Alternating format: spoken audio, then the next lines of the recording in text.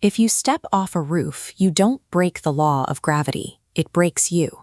Biblical theology treats spiritual reality exactly the same way. It is governed by strict, invisible legislation, and the moment you are born, that rulebook slams shut on your life. The first piece of this legislation is what Romans 8 calls the law of sin and death.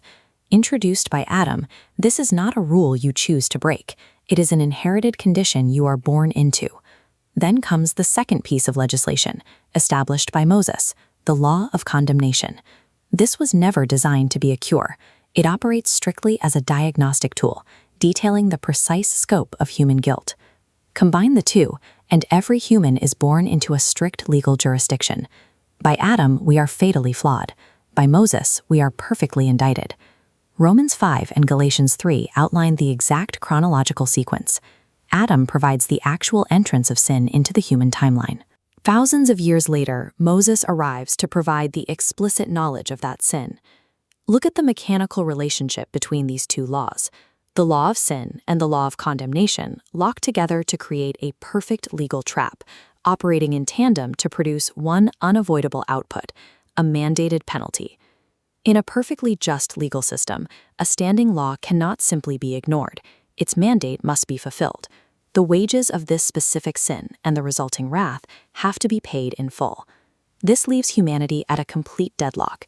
You cannot break the law, and you cannot pay the penalty without perishing.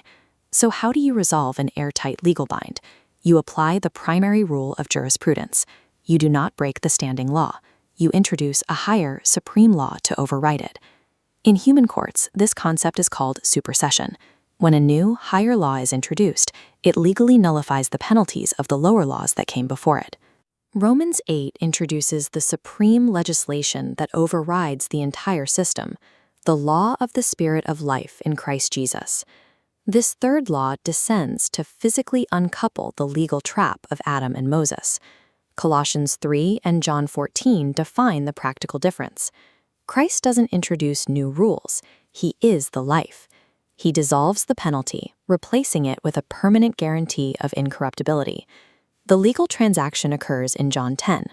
Because Christ possessed the unique power to lay down his life and take it back up again, he successfully absorbed the exact penalty demanded by the first two laws. The immediate effect of this transaction is total emancipation. It legally frees the believer from the jurisdiction of sin, the wages of death, and the coming wrath. The law of the Spirit of life actively dismantles the trap. It shifts the believer completely out of the court of condemnation and seats them entirely within a permanent penalty-free jurisdiction. Once that jurisdictional shift occurs, the believer is no longer a subject of the old regime. Their status has moved from the court of the condemned to a jurisdiction governed by life, placing them outside the reach of Adam and Moses. This makes human legalism and traditional religious striving completely useless. Trying to cure yourself by strictly following Moses' diagnostic law accomplishes nothing when Christ's overriding law has already delivered an absolute, final verdict of life. The highest spiritual court has already paid the wages of sin in full. Attempting to add your own religious works to that completed equation is legally absurd. Under this new supreme law, the sum total of human spiritual responsibility shifts away from rule following. It becomes a three-part response. First, appropriate. You must accept this new jurisdiction and simply believe the law of grace to be saved. Second, demonstrate. By walking in the Spirit, the believer naturally fulfills the righteousness of the law without any forced legalistic effort. Third, propagate. Because a legal pardon only liberates those who hear it, the message of this new law must be carried to those still living under the old sentence. This leads to a final critical warning. The message must remain unmixed.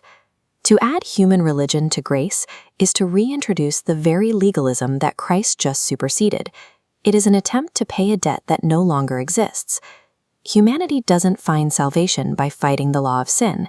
Salvation happens because the highest law of grace has already paid the wages in full.